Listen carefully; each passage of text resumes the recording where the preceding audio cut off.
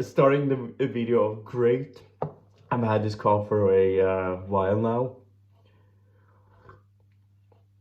It's something that you would call a 100-day cough or a whooping cough. It's excellent. It makes you actually feel alive because it's not gonna kill me. At least I don't think so. Although the thought had been swirling in my mind, but you know, that's just your, you know, neurotic brain making things up. You know, quite recently a friend of mine was pouring wine out of a wine box. And the a tip at the end, there is always, you know, a drop remaining there after you filled your glass up, and she put her, you know, finger, put the drop on her finger, and I just imagined that now bacteria are gonna infest that part, and somehow the next person that is gonna drink take wine out of that wine box is certainly gonna die. But you know, we don't always, you know, as human beings think rationally, even though some of us are more neurotic than others. But since I am aware of this, it didn't make me into drama queen where I berated her, you know, for being so inconsiderate. Because I actually told her immediately that, you know, the scenario in my head for what would happen in the future, this foresight of mine, you know, imagine something catastrophic, even though, you know, that is not gonna happen at all. No one is gonna die, at least I don't think so.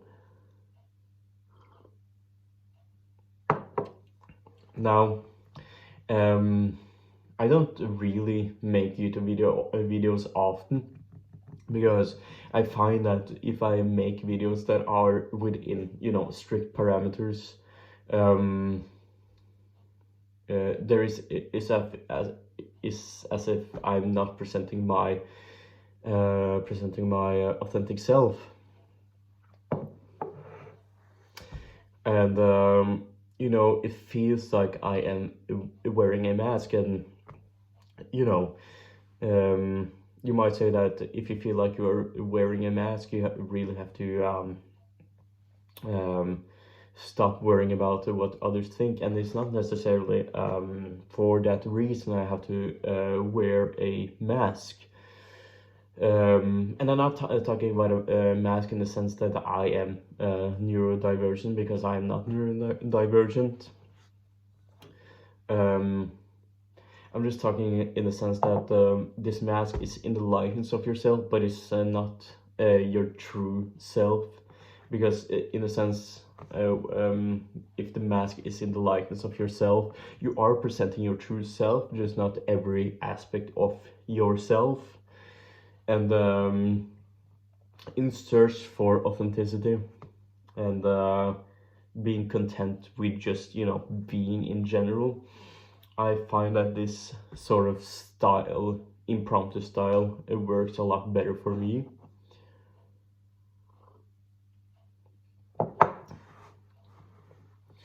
Although putting on a mask is, you know, it's like a freezing a aspect of yourself, and you know, giving people bits and pieces of nuggets, and not, you know, overflooding them with everything you are at once. But I never have been really good at that. So you are seeing the real me. Like, I love meeting new people, right?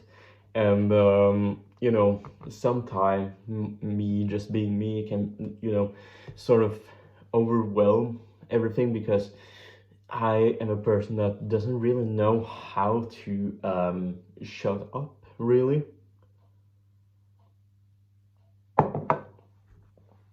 but you know, that's fine. That has been um, something that has gotten me into trouble a few times.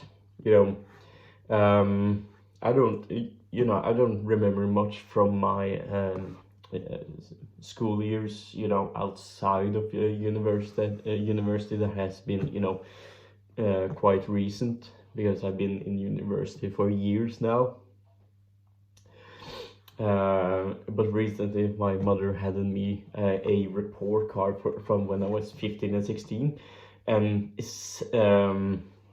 and when it comes to, general behavior, um, uh, it said about me that I need to watch out for my chattering. So it has always been a problem, but that's fine. I mean, right? Because it has never really bothered me, right? Because I can pretend to be someone else, because I have to let out everything that is in my head, because this thing up here is extremely loud. And for anyone watching, you might say the best thing is to write in the diary, and I do that as well, and I love that. It makes me work out things more differently, because my writing voice and my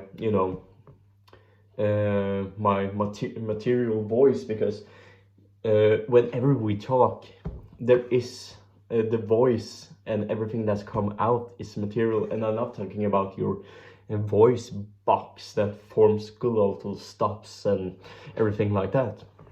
No, I simply mean, vibration, right? Air and vibration, and everything is material. And what was I saying again? Yes, so I am, when I talk, it can be a little bit more, concrete, but to truly work things out is to go into the abstract, and using metaphors. Like, if you want to describe your emotional life, I always compare that to an ocean. And if you look at paintings of Claude Monet, or my personal favorite, which is Edvard Munch, you can see that their pictures are wavy and almost moves. They are almost in constant movement, as much as pictures can be in movement. And people and things seem to blend into each other. And that is the closest thing that interiority can come out and be alive, because it's not really someone that comes out to the surface often. But if our emotional lives are just like an ocean, it can be unruly and stormy sometimes. But what is even more rare is to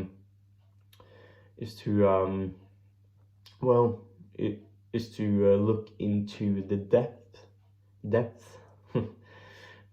because that is something we avoid a lot. But through writing diaries, one can actually do that. Although the front part of the ship, because if you're imagining yourself internally being on a ship and having to navigate that ship, one thing that it can never do is to plow the ocean waves, so it can never truly be tamed.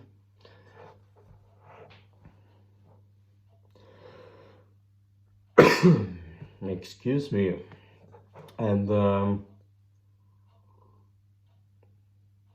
that has been some random thoughts of mine. When it comes to book, I quite recently read a play actually by this guy Shakespeare.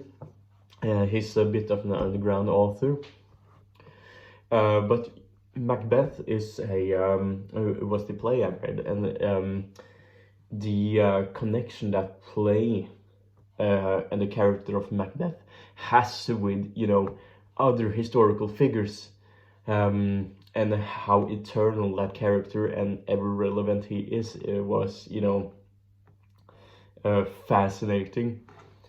Um, and you can draw whatever association you will and compare him with, you know, any tyrant really. But the first tyrant I thought of was not really exclusively from my own mind. It really was a comparison that was drawn by Shakespeare himself to Tarquin. And Tarquin was, you know, the last Roman king, often described as a tyrant for good reasons. Because the way he achieved power in in cooperation with his wife to get rid of the second to last king, Servius Tullius, kind of mirrors the way that Macbeth and Lady Macbeth both um, um, both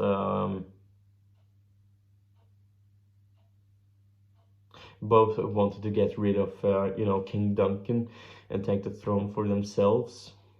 Although the way that it begins with the three witches and the discussion that immediately follows between Macbeth and his most trusted friend, Banquo, is that they both discuss that which tree will sprout and grow, and of course that it's going to be Macbeth that is going to sprout and grow and achieve greatness and take the throne. But it turns out that when the ghost of Banquo appears and seats himself on the throne of Macbeth, he is really saying that even though I am dead, my descendants will achieve greatness and become kings. And so in reality, Macbeth, he got his moment, right? But at what cost? Because it spends a majority of its time as king, wandering as a tortured soul, but slowly withering away his moral compass.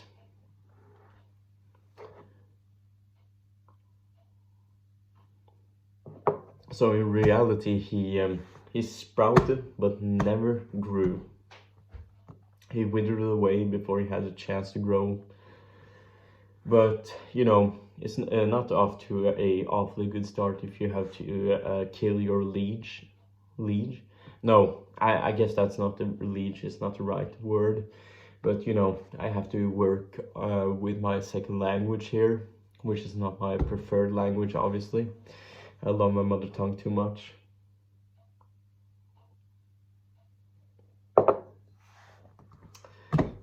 Although there was the edition of the Macbeth I read had a bunch of footnotes, and an interesting thing about that is that the Tarquin, that the editor, whom I assume wrote the footnotes, I kind of read Macbeth hastily, but you know, what can you do? That sometimes happens. And the editor made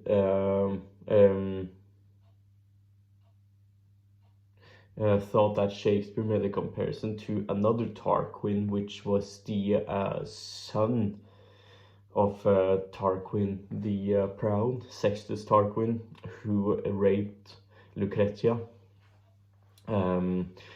the Roman noble woman who honorably, because her honor had been besmirched, committed suicide.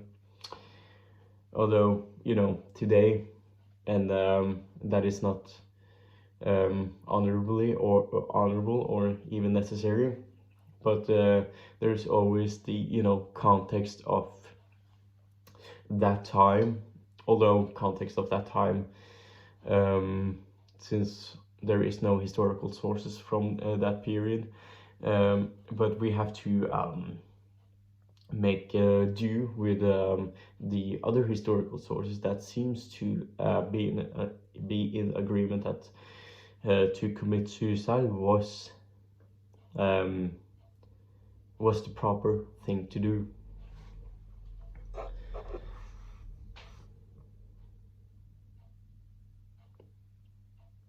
So, according to the editor, what Shakespeare did was to make a comparison, not comparison, to sexualize regicide, because this comparison was made right before Macbeth takes the life of King Duncan. Although I found it really strange, but nonetheless interesting. But I would really want to have that footnote be longer, because the life of Macbeth and Lady Macbeth sort of mirrors Talia and Tarquin the Proud, and Talia was the wife of Tarquin, whom both wanted to kill and succeeded in assassinating Servius Tullius, the sixth king of Rome.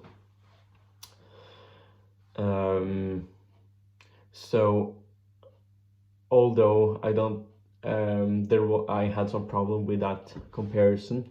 I thought that maybe that in the footnotes, those two comparison could be equal. So that was just some, you know, random thoughts for today. My little video diary, I guess. So I'll see you in the next video. I have no idea when that will be. Whenever I feel like it, I suppose. So you know, aim for greatness, guys. Just like well, achieve greatness. You can you know, pick your man in the background here, either Adam or Michelangelo. Was it Michelangelo? Yes.